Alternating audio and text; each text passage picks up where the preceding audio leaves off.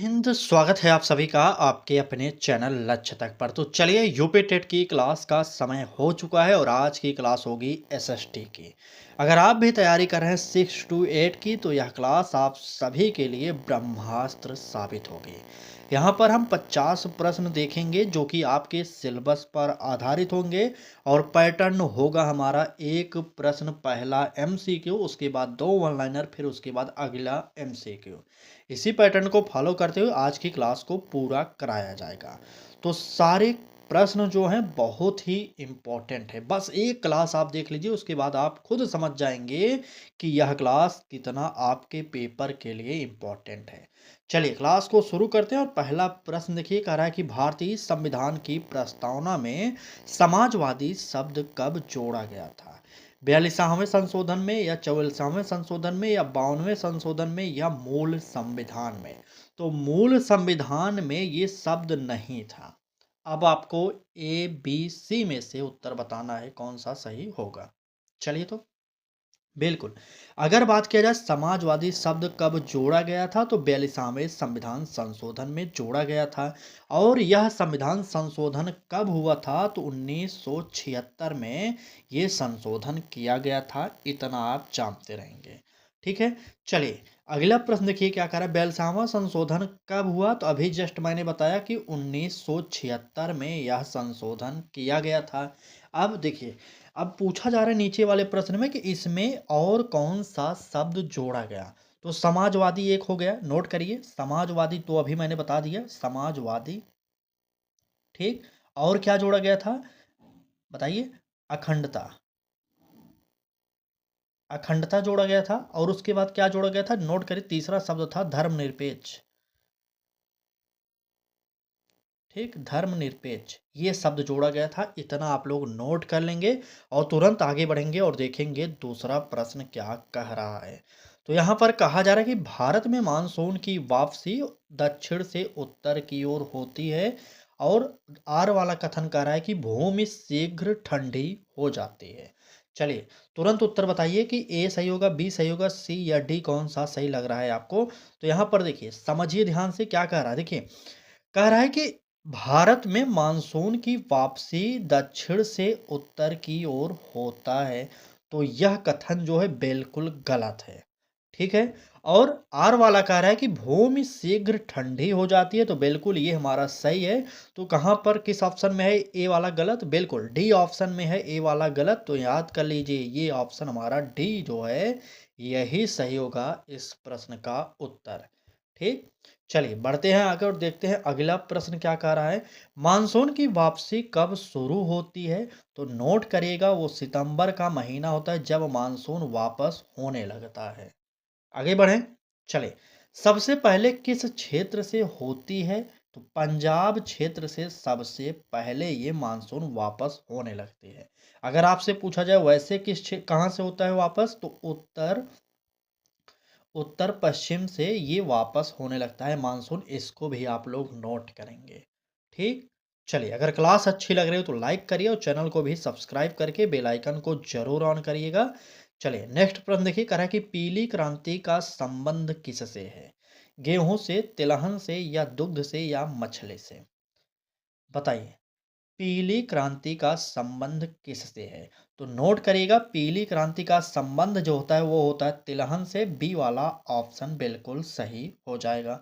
ठीक, श्वेत क्रांति का संबंध किससे है? तो नोट करिए, श्वेत क्रांति का जो संबंध होता है वो होता है दुग्ध उत्पादन से। अगला प्रश्न देखिए, कह रहा है कि नीली क्रांति किससे संबंधित है? तो नीली क्रांति का संबंध है मत्स्य से, मछली से। ठीक, बिल्कुल, चलिए तुरंत आगे बढ़ते हैं और देखते हैं हमारा अगला प्रश्न क्या कह रहा है। तो यहाँ पर कहा जा रहा है कि अकबर के दरबार में नवरत्न कितने थे? तो जब प्रश्न में ही नवरत्न आ गया तो उत्तर तो सिंपल सा है, आप बता सकते हैं। चलिए, बिल्कुल, प्रश्न संख्या 4 का उत्तर क्या दे रहे हैं आप लोग? 1 मिनट, 3 का उत्तर क्या बोल रहे हैं? चलिए 1 मिनट रुकिए। 3 का उत्तर ठीक था, तिलहन सही है। पीली क्रांति का संबंध तिलहन सही है। चलिए ठीक है, एकदम सही। देखिए, अकबर के दरबार में नवरत्न कितने थे? जब यहाँ पर नवरत्न लग गया तो और कुछ सोचने की बात नहीं, जब नव होंगे तभी तो नवरत्न उसका नाम रखा गया ना। तो यहाँ पर इसका उत्तर जो होगा सी वाला सही हो जाएगा। ठीक? बीरबल किसके लिए प्रसिद्ध है? बताइए। बीरबल किसके लिए? तो आप सबको पता होगा कि बीरबल की बुद्धि बहुत ही तेज थी, बुद्धिमत्ता के लिए वो प्रसिद्ध थे। किसके लिए? बुद्धिमत्ता के लिए। ठीक। तानसेन किस क्षेत्र से संबंधित थे? तो तानसेन पता है संगीत से संबंधित थे। ये आप नोट कर लीजिए। तानसेन हमारे भारत के बहुत ही बड़े संगीत वादक थे। इनका नाम शायद आप सुने होंगे जरूर। ठीक। चले, तुरंत आगे आइए, देखते हैं अगला प्रश्न क्या कह रहा है। तो कह रहा है कि सतत विकास की परिभाषा किस रिपोर्ट में दी गई? क्योटो प्रोटोकॉल में, ब्रुंटलैंड रिपोर्ट में, पेरिस समझौता में, रियो सम्मेलन में? बताइए। चलिए, सतत विकास की परिभाषा किस रिपोर्ट में दी गई? तो प्रश्न संख्या 5 के उत्तर की अगर बात की जाए तो यहाँ पर उत्तर जो होगा ब्रुंटलैंड रिपोर्ट होगा। बी वाला ऑप्शन हमारा सही हो जाएगा। ठीक। चलिए आगे आइए, देखते हैं वन लाइनर। यह रिपोर्ट कब आई? बताइए। तो यह रिपोर्ट आई थी 1987 में। कब आई थी? 1987 में आई थी। इसको नोट कर लेंगे। इसका मुख्य सिद्धांत क्या था? बताइए तो। इसका मुख्य सिद्धांत नोट करिए। संतुलित, क्या था? संतुलित विकास, बिल्कुल संतुलित विकास था। ठीक है। चलिए तुरंत आगे बढ़ते हैं और देखते हैं हमारा नेक्स्ट प्रश्न क्या कह रहा है। लोकसभा को भंग करने का अधिकार किसके पास है? प्रधानमंत्री, राष्ट्रपति, संसद, न्यायालय? बताइए, लोकसभा को भंग करने का अधिकार किसके पास है? जल्दी से बताइए। अगर बात लोकसभा की जाएगी तो आप सब नोट करेंगे कि यह जो लोकसभा है इसको भंग करने का अधिकार राष्ट्रपति के पास होता है। ठीक। बिल्कुल राष्ट्रपति के पास। वर्तमान भारत के राष्ट्रपति कौन है, एक बार कमेंट करिए तो। चलिए अगला प्रश्न देखिए। यह किसकी सलाह पर होता है? आप तो समझ गए कि लोकसभा को भंग कर सकता है देश का राष्ट्रपति। अब यहाँ पर पूछा जा रहा है कि राष्ट्रपति तो भंग कर सकता है, लेकिन किसकी सलाह पर भंग करेगा? तो आप जानते हैं पीएम की सलाह पर। ठीक। क्योंकि पीएम कौन होता है? जो सर्वोच्च होता है देश के सत्ता में, मतलब कई राज्यों में जिसकी सरकार आती है वही पीएम बनता है, आपको पता है। ठीक है। तो यहाँ पर नोट करिएगा पीएम की सलाह पर, प्रधानमंत्री की सलाह पर।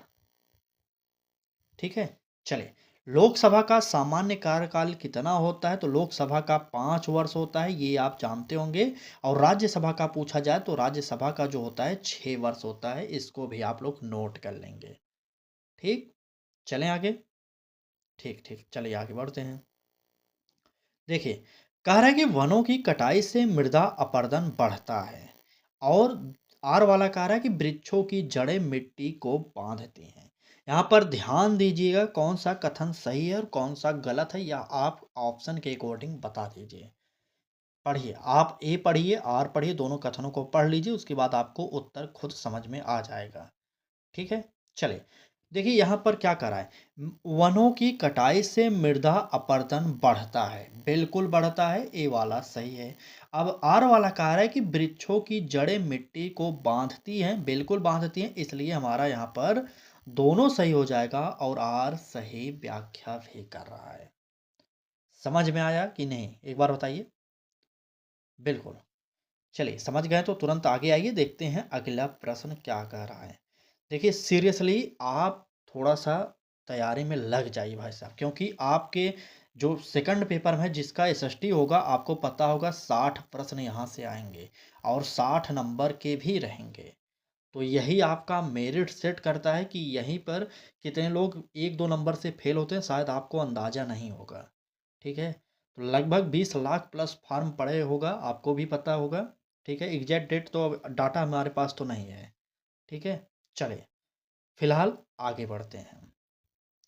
क्या कह रहा है, मृदा अपरदन क्या है? भाई साहब मृदा अपरदन जो मिट्टी का कटाव होता है उसे तो मृदा अपरदन कहते हैं ना, बिल्कुल उसको नोट कर लीजिएगा। ये थोड़ा-सा विस्तृत वाला प्रश्न आ गया, इसे हम नहीं रखना चाहते। देखिए वन लाइनर कराने का मतलब होता है फैक्ट आधारित प्रश्न होना चाहिए। ठीक है? ये थोड़ा टाइपिंग एरर हो गया, ये तो बहुत विस्तृत है, इसके बारे में बहुत ज़्यादा लिख सकते हैं। ठीक? बात करेंगे मृदा अपरदन को रोकेंगे कैसा, तो वृक्षारोपण करके मृदा अपरदन को रोका जा सकता है। ठीक है, इसको आप लिख लेंगे। चलेंगे तुरंत आगे और अगला प्रश्न देखेंगे। चलिए, नेक्स्ट प्रश्न कह रहा है कि असहयोग आंदोलन कब शुरू हुआ?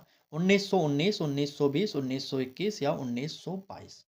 असहयोग आंदोलन कब शुरू हुआ? प्रश्न संख्या 8 का उत्तर बताइए कौन सा सही होगा। चलिए, असहयोग आंदोलन, बिल्कुल आधुनिक इतिहास का ये प्रश्न है। बिल्कुल बिल्कुल, असहयोग आंदोलन की बात किया जा रहा तो यहाँ पर 1920 जो ऑप्शन बी वाला है यही हमारा सही होगा। नेक्स्ट देखिए क्या कर रहा है, इसका नेतृत्व किसने किया? असहयोग आंदोलन का नेतृत्व किसने किया था? तो नोट कर लीजिएगा, गांधी जी ने किया था। ठीक है, चले, इसे क्यों समाप्त किया गया अगर इसकी बात किया जाए तो आप सब जानते हैं चौरा चौरी एक घटना हुई थी, इसी के कारण असहयोग आंदोलन को समाप्त किया गया था। ठीक, चलिए फटाक से कमेंट करिए, जल्दी से उत्तर बताइए कि जो चौरा चौरी घटना हुई थी यह कब हुई थी? जल्दी से उत्तर बताइए। चलिए, बात करेंगे अगले प्रश्न की। कह रहा है कि बैंकिंग प्रणाली का मुख्य कार्य क्या है? उत्पादन, विनिमय, देना या निर्यात? देख रहे हैं, ये है प्रश्न इकोनॉमिक्स से, क्योंकि आपके पेपर में इकोनॉमिक्स भी पूछा जाता है। तैयार रहिएगा, हर तरीके से तैयार रहना है आपको। ठीक, चलिए, अगर बात की जाए बैंक प्रणाली का प्रमुख कार्य क्या होता है तो नोट करिएगा, ऋण देना होता है। सी वाला ऑप्शन हमारा यहाँ पर सही हो जाएगा। ठीक है, चलिए आगे बढ़ते हैं और देखते हैं हमारा अगला प्रश्न क्या कह रहा है। तो अगले प्रश्न में कहा जा रहा है कि वर्षा का प्रकार जिसमें वायु ऊपर उठती है और ठंडी होकर वर्षा होती है क्या कहलाता है? ए ऑप्शन कह रहा है कि संवहन वर्षा, बी ऑप्शन कह रहा है कि पर्वतीय वर्षा, सी ऑप्शन कह रहा है चक्रवाती वर्षा और डी ऑप्शन कृत्रिम वर्षा। प्रश्न संख्या 10 का उत्तर बताइए कौन सा सही होगा। चलिए, वर्षा का प्रकार जिसमें वायु ऊपर उठती है और ठंडी होकर वर्षा होती है क्या कहलाता है? तो इसका उत्तर जो होगा नोट करिएगा, ये होता है संवहन वर्षा। ए वाला ऑप्शन हमारा सही हो जाएगा। देखिए, हमारा सिद्धांत है कि क्लास के दौरान फालतू के कमेंट का जवाब नहीं देते हम। ठीक है, आप सिर्फ प्रश्न का उत्तर कमेंट बॉक्स में इस समय करिए, उसके बाद जब क्लास समाप्त होगी उसके बाद जो भी आपकी समस्या होगी आप कमेंट करेंगे, तब हम उसका रिप्लाई करेंगे। ठीक, चलें, नहीं तो देख सकते हैं पिछले क्लासेज में कई कमेंट का हमने रिप्लाई भी किया है, क्योंकि हम देखते हैं सभी कमेंट हम देखते हैं, लेकिन हाँ, इस समय हम आपके कोई कमेंट का जवाब नहीं देते हैं। ठीक है, अगर जवाब देने पर आ गए तो ये 50 प्रश्न 1 घंटे में होंगे, क्या ऐसा करना चाहिए? बिल्कुल नहीं करना चाहिए। 25 से 30 मिनट में हम आपको डेली 50 से 60 प्रश्न प्रोवाइड कर रहे हैं। ठीक, क्योंकि पढ़ना बहुत ज़्यादा है, अगर आपको लगता है कि हमें पढ़ना नहीं है, तो ये आपकी गलतफ़हमी है, इसे दूर करिए फटाक से। ठीक, जितनी जल्दी हो सके। नहीं तो वही है ना, सोचिए जनरल वालों को 90 नंबर पास होना होता है, कई लोग 89 पाकर यहीं पर 1 नंबर से फेल होते हैं, कई लाख लोग होते हैं, लाखों में संख्या होती है। और ओबीसी एससी वालों का 82 होता है नंबर पास मार्किंग, उसमें भी कई लोग 81 पा जाएंगे, कई लोग 80 ही सिर्फ पाते हैं। 1-2 नंबर से कई लाख बच्चे फेल हो जाते हैं। चलिए आगे बढ़ते हैं और देखते हैं अगला प्रश्न क्या कह रहा है। तो कहा जा रहा है कि स्वतंत्रता का अधिकार में क्या शामिल नहीं है? बताइए, अभिव्यक्ति, धर्म, आवागमन या संगठन? तुरंत उत्तर बताइए कौन सा हमारा यहाँ पर उत्तर सही होगा। तो प्रश्न संख्या 11 के उत्तर की बात किया जाए तो जो धर्म है ये हमारा स्वतंत्रता के अधिकार में शामिल नहीं है। ठीक, बी वाला ऑप्शन यहाँ पर सही हो जाएगा। चलिए, अनुच्छेद 19 में कितनी स्वतंत्रताएं हैं? तो 6 प्रकार की स्वतंत्रताएं हैं, इसको भी आप लोग नोट करेंगे। ठीक, स्वतंत्रता। चलिए, एक उदाहरण अगर आपको देना पड़े तो क्या देंगे? अभिव्यक्ति दे सकते हैं भाई साहब। चलिए, अभिव्यक्ति लिख लीजिए। ठीक है, चलिए नेक्स्ट प्रश्न देखेंगे क्या कह रहा है हमारा अगला प्रश्न। यहाँ पर कहा जा रहा है कि हड़प्पा सभ्यता का प्रमुख स्थल कौन सा है? पाटलिपुत्र है, मोहनजोदड़ो है, तक्षशिला है या उज्जैन है? बताइए, हड़प्पा सभ्यता का प्रमुख स्थल कौन सा है? पाटलिपुत्र है, मोहनजोदड़ो है, तक्षशिला है या उज्जैन है। तो नोट कर लीजिए, हड़प्पा सभ्यता का जो प्रमुख स्थल था वह था मोहनजोदड़ो। क्या था? मोहनजोदड़ो, बी वाला ऑप्शन सही होगा। ठीक, चले। और बात किया जाए मोहनजोदड़ो किस नदी के किनारे स्थित था, तो इसका क्या उत्तर देंगे? चलिए, बिल्कुल। तो किस नदी के किनारे? सिंधु नदी के किनारे ये था। ठीक है, सिंधु नदी। इसकी एक विशेषता अगर आपको बताना पड़े तो क्या बताएंगे? नगर योजना इसकी सबसे बेस्ट थी। ये बहुत ही विख्यात है इस समय। ठीक है, आप सोच सकते हैं पुराने समय में नालियों का विस्तार इतने अच्छे तरीके से यहाँ पर किया गया था ना, तो शायद आज के ज़माने में ऐसा नहीं होता होगा गाँव में। ठीक, चलिए तुरंत आगे बढ़ते हैं। और क्लास अच्छी लग रही हो तो लाइक कर दीजिए, एक बार लाइक करिए और एक बार शेयर ज़रूर कर दीजिए। अगर आपको भी हमारे साथ जुड़कर पढ़ना है तो कुछ भी नहीं करना है, सिर्फ चैनल को सब्सक्राइब कर लीजिए और बेल आइकन को ऑन करिए और डेली जुड़ जाइए हमारे साथ। ठीक, चलिए आइए प्रश्न देखते हैं। कह रहा है कि प्राकृतिक संसाधन का संरक्षण क्यों आवश्यक है? व्यापार, भविष्य, वर्तमान या उद्योग? बताइए, प्राकृतिक संसाधन का संरक्षण क्यों आवश्यक है? प्रश्न संख्या 13 का उत्तर जल्दी से बताइए। तो बिल्कुल, प्राकृतिक संसाधन का संरक्षण क्यों आवश्यक है? तो भविष्य के लिए है, बी वाला ऑप्शन सही होगा। ठीक, बिल्कुल भविष्य के लिए होना चाहिए। चलिए आगे बढ़ते हैं। अक्षय संसाधन जो है उसका क्या है, बताते हैं। चलिए, अक्षय संसाधन किसे कहेंगे भाई साहब? सौर ऊर्जा को ही कहेंगे ना। ये दोनों प्रश्न थोड़ा सा टाइपिंग एरर है। ठीक है, सौर ऊर्जा को उदाहरण यही हो जाएगा, नोट करिएगा, सौर ऊर्जा दोनों का उत्तर होगा। अगला प्रश्न देखिए क्या कह रहा है। कह रहा है कि भारत में संघीय व्यवस्था है, और आर वाला कह रहा है कि शक्तियां केंद्र और राज्यों में विभाजित हैं। अब आपको बताना है कि यहाँ पर कौन सा सही है और कौन सा गलत है। चलिए तुरंत बताइए कौन सा सही होगा। देखिए, सबसे पहले नोट करिए, भारत में संघीय व्यवस्था है, ये तो बिल्कुल सही है। ठीक है, और आर वाला कह रहा है कि शक्तियां केंद्र और राज्यों में विभाजित है, तो बिल्कुल सही होगा। हमारा यहाँ पर दोनों सही होगा, ए और आर दोनों सही हैं। ठीक ना, ए और आर दोनों सही है। चलिए दोनों सही है, नोट कर लीजिए और तुरंत आगे बढ़िए। अगला प्रश्न देखते हैं। संघीय का एक लाभ बताइए, क्या लाभ होगा? चलिए, संघी का एक लाभ, भारत में इसका एक उदाहरण दें। देखिए, संघी का लाभ क्या होगा? विकेंद्रीकरण हो जाएगा। ठीक, भारत में इसका एक उदाहरण अगर कहा जाए तो केंद्र सरकार हो जाएगा। ठीक है, केंद्र सरकार। चलिए तुरंत आगे आइए, देखते हैं हमारा अगला प्रश्न क्या कह रहा है। कहा जा रहा है कि बेरोजगारी का कौन सा प्रकार शिक्षित युवाओं में अधिक पाया जाता है? मौसमी, प्रच्छन्न, शिक्षित, बेरोजगारी, संरचनात्मक? चलिए तुरंत उत्तर बताइए, प्रश्न संख्या 15 का क्या सही होगा?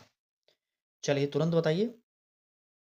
बिल्कुल बिल्कुल, अगर बात किया जाए बेरोजगारी का कौन सा प्रकार शिक्षित युवाओं में अधिक पाया जाता है, तो उत्तर जो होगा शिक्षित बेरोजगारी होगा। ठीक, सी वाला ऑप्शन। आगे आइए, प्रछन्न बेरोजगारी क्या है? तो प्रछन्न बेरोजगारी मुख्य रूप से कृषि में पाई जाती है, आप लोग नोट करेंगे। ठीक है, प्रछन्न बेरोजगारी का मतलब होता है मौसमी बेरोजगारी, जिसे आप कह सकते हैं कि कुछ समय तक काम मिलता है, उसके बाद काम खत्म हो जाता है।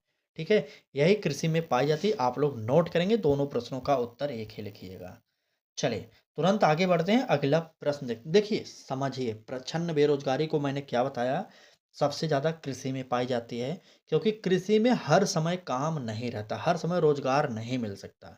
जैसे कब मिलेगा? धान के समय में मिलेगा, नहीं तो गेहूं काटने के समय पे मिलेगा, यही ज़्यादातर काम के सीजन होते हैं।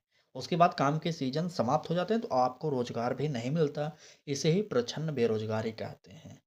ठीक, नदी के निचले भाग में कौन सा कार्य प्रमुख होता है? अपरदन, परिवहन, निक्षेपण या वाष्पीकरण?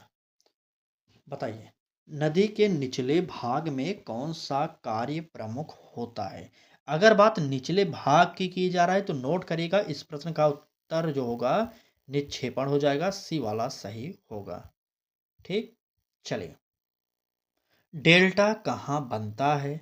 अगर आपसे ये प्रश्न पूछा जाए तो डेल्टा मुहाने पर नदी के बनता है, ठीक है? इसका एक उदाहरण अगर आपसे कहा जाए तो गंगा, ब्रह्मपुत्र का उदाहरण दीजिएगा, ठीक है? ब्रह्मपुत्र, चलिए गंगा ब्रह्मपुत्र पर है कौन-सा डेल्टा? सुंदरबन का डेल्टा, बिल्कुल। संविधान का मसौदा किसने तैयार किया? नेहरू, गांधी, अंबेडकर या प्रसाद? राजेंद्र प्रसाद भाई साहब बताइए। बिल्कुल, तो मसौदा समिति के अध्यक्ष जो थे वो थे भीमराव अंबेडकर, सी वाला ऑप्शन सही हो जाएगा। आगे बढ़िए, प्रारूप समिति के अध्यक्ष कौन थे? तो प्रारूप समिति के जो अध्यक्ष थे वो थे हमारे कौन? बताइए। बिल्कुल, अंबेडकर साहब थे ना, बिल्कुल अंबेडकर, अंबेडकर, ठीक है। चलिए, संविधान लागू कब हुआ था? तो 26 जनवरी को लागू हुआ था। 26 जनवरी साल कौन-सा था? तो 1950 था, ये दिन था, याद कर लीजिए, क्योंकि ये आपके संविधान से संबंधित है। तो ये रहा आज की क्लास। क्लास आपको कैसी लगी ज़रूर बताइएगा। पूरी कोशिश की गई कि आपका समय एक भी सेकंड का वेस्ट ना होने पाए, ठीक? चलिए, फिलहाल आज की क्लास में बस इतने ही प्रश्न थे।